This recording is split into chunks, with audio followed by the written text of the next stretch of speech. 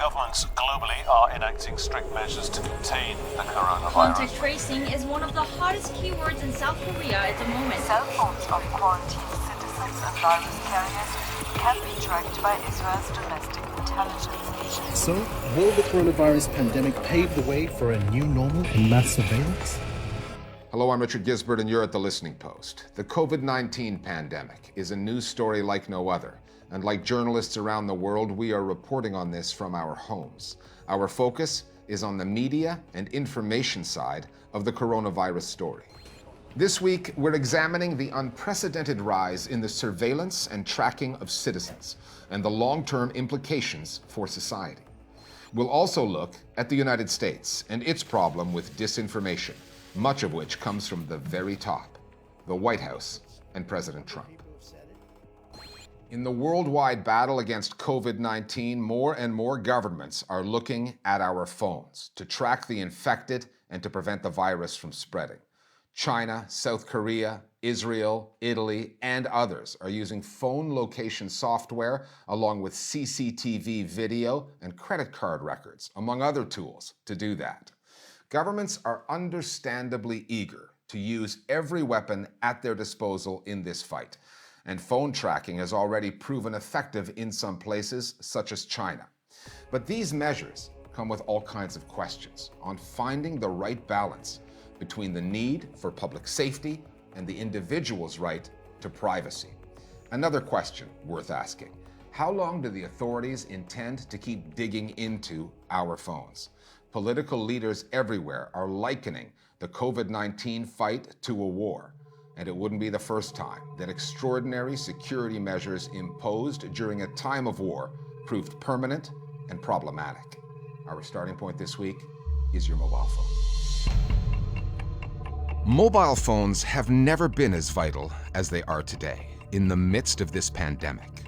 Billions of people are using their phones to find potentially life-saving information, to learn about the virus, how it infects, what the symptoms are, and how to get help.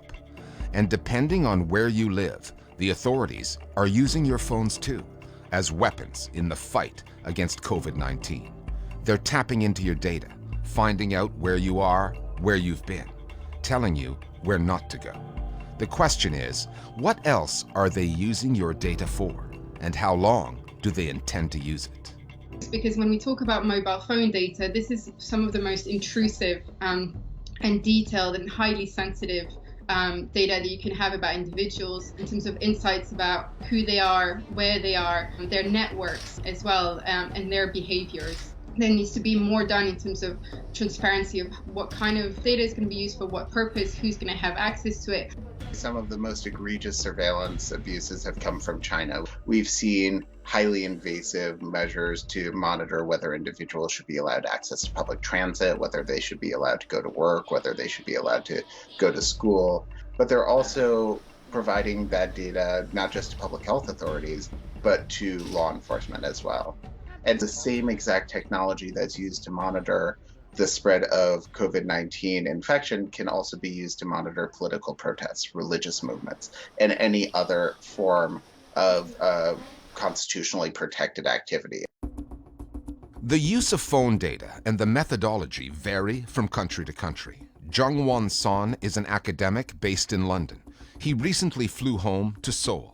Upon landing, the South Korean authorities compelled him to download a phone app that questions him daily on his health, on if he is showing any symptoms.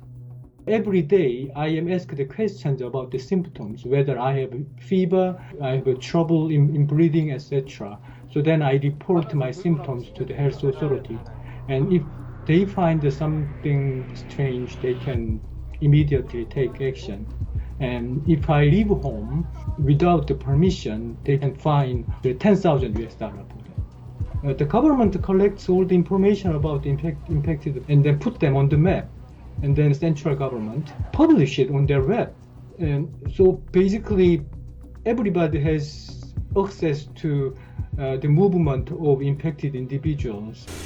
Israel has issued emergency regulations. They recruit the General Security Service to collect technological data, which is presumably is location data, and transfer this data to the Ministry of Health. Privacy is at stake. Now, privacy, as we know, is a fundamental human right. In Israel, it enjoys a constitutional status, which is not absolute. Privacy can be compromised when there is some major public interest. The question is about proportionality. Are the measures undertaken now the best solution for the situation? I'm even more concerned about the Taiwanese model, which involves the integration of a variety of government databases, including immigration information, location information, all into a coordinated tracking network. We must make sure that any information collected to fight COVID-19 is kept completely separate from information used by immigration authorities. If in any way this public health threat becomes conflated with immigration enforcement, it'll drive so many undocumented Americans into the shadows. And at a moment when we need every single person possible to get tested and get treated, that sort of measure could have really deadly consequences. The list of countries using phone data to surveil grows longer by the day. In Italy, the authorities are tapping into it to determine if citizens are adhering to the lockdown rules. Singapore is posting information online on individual cases, detailed descriptions of those infected and who they have crossed paths with. And the Trump administration in Washington has consulted with big tech, companies like Facebook and Google, on how the phone location data that they hold can be added to the new surveillance mix. That has set off alarm bells in Congress and well beyond the US on the implications for individual privacy. Even in times of war, there are rules of engagement as defined, for example, through the Geneva Conventions. And similarly to this particular crisis, there are rules and obligations when it comes to the use of data and technology. And those still need to be enforced because even with the best intentions, some projects will have unforeseen or unintentional harms, particularly on those that are already marginalized. The truth is, this is not a war. It is nothing like a war in legal terms and practical terms, and how it should bring us together as countries to fight this alongside each other. And I certainly think that some of the effort to transform COVID-19 into a security issue has distracted from the public health responses. We see an array of for-profit surveillance vendors that are trying to, market their software, their hardware as the solution to this. So I do worry that, not only are government officials trying to reframe this issue as a security issue, but there's an entire industry that has a profit motive to have them do just that. What is happening in people's mind is very similar to what would happen during the wartime. Government asks for sacrifices, and some people are willing to give it, and actually people are willing to force a few individuals to sacrifice as well. What we have to prepare is not just the emergency itself. We also have to prepare the situation when the emergency is over. In some places, that day will never come. Emergency security measures are often imposed during a time of war. The coronavirus threat isn't a military one. It just sounds like one when political leaders talk about it. I'm a wartime president. This is a war. This is a war, different kind of a war that we've ever had. War analogies are getting a workout these days as politicians of different stripes try to rally public support. We must act like any wartime government. 국가 전체가 감염병과의 전쟁에 돌입했습니다. And when governments lay down new security measures, the kind that electorates would reject in normal, more peaceful times, history suggests that they will be reluctant to give up those new powers. We've seen all too often that measures that are adopted for short emergencies are kept for years or for decades. Nearly 20 years after the attacks of 9/11 and the passage of the USA Patriot Act, we're still trying to repeal some of the more aggressive temporary measures that were passed as part of that legislation. Measures that were supposed to sunset or expire just a couple of years after. And so we cannot assume that any measure that we adopt to fight COVID-19 will die off with the death of this virus. Maybe to give you a completely different example, just to help with the analogy, when the Olympic Games were being organized in Brazil, the Brazilian authorities deployed vast surveillance measures to ensure effective law enforcement.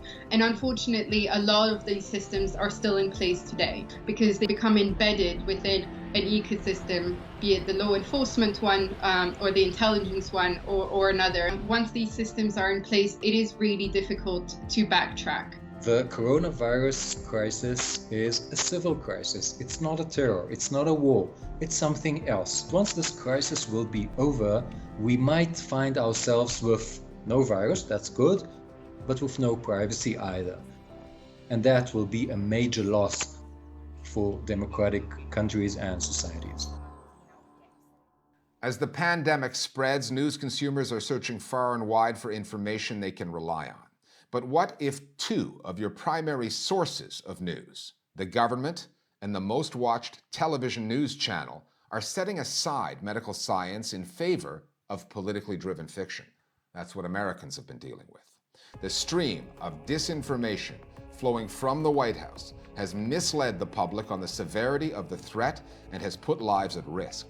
That is why one U.S. radio network has decided it will no longer broadcast President Trump's daily news briefings live. Television news networks are debating internally whether they should do the same. That's not even a question, though, at Fox News, the channel that's ideologically aligned with the president. While it has gradually changed its tone on the coronavirus story, no longer describing it as some politically driven hoax, Fox still largely toes the line set by the White House. The stakes are high, and it's clear that President Trump and Fox News are in this together, come what may. Our starting point for this story is Washington, D.C. Here to discuss it is Fox News medical contributor Dr. Nicole Sapphire. A prediction about the coverage of the coronavirus and misinformation made about 3 weeks ago on America's most watched news channel. The economic and emotional toll by misinformation is going to hit us much harder than this virus is in itself. Of all the networks to sound the alarm about COVID-19 and misinformation, that soundbite was on Fox News. It definitely is quite ironic.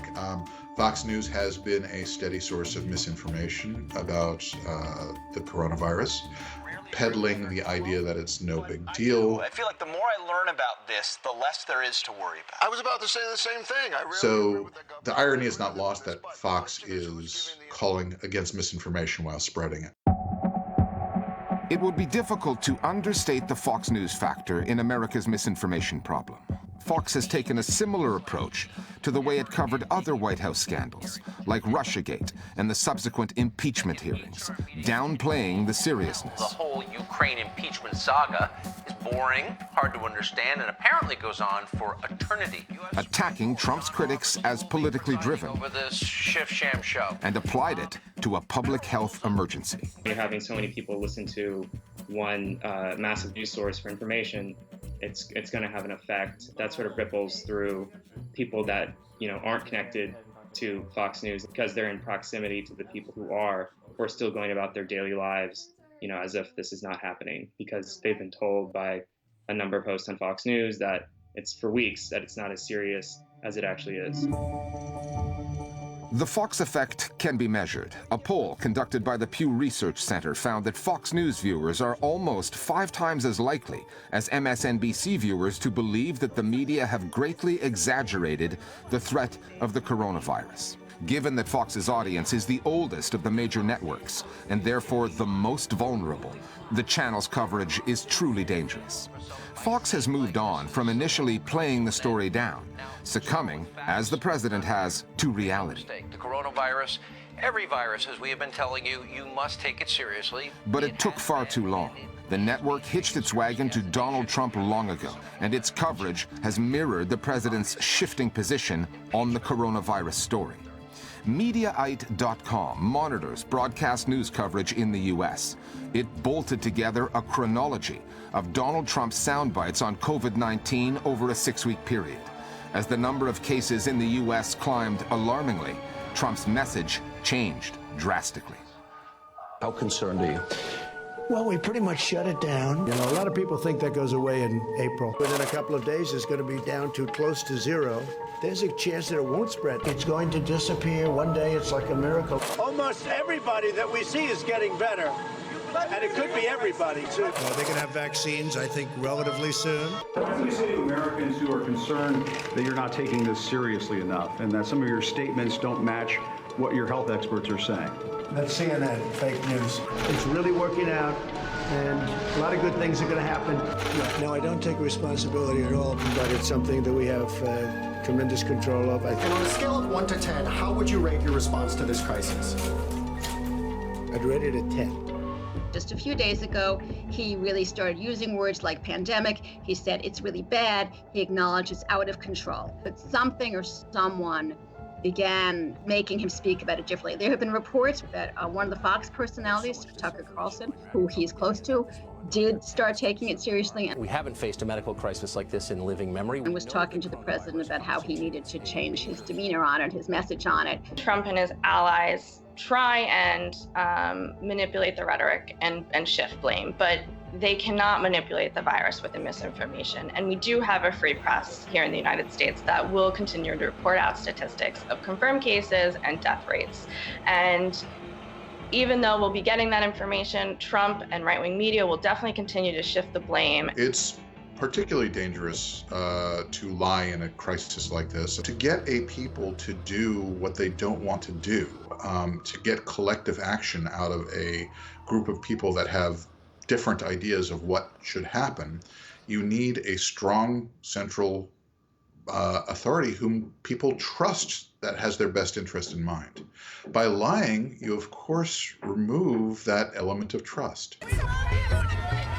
The Trump administration had a trust issue with the government's own scientists, although that too is changing. In the early stages, the White House was doing most of the briefings and dispatched its economic officials to calm the markets. But the actual medical experts at the Centers for Disease Control, the CDC, were initially sidelined.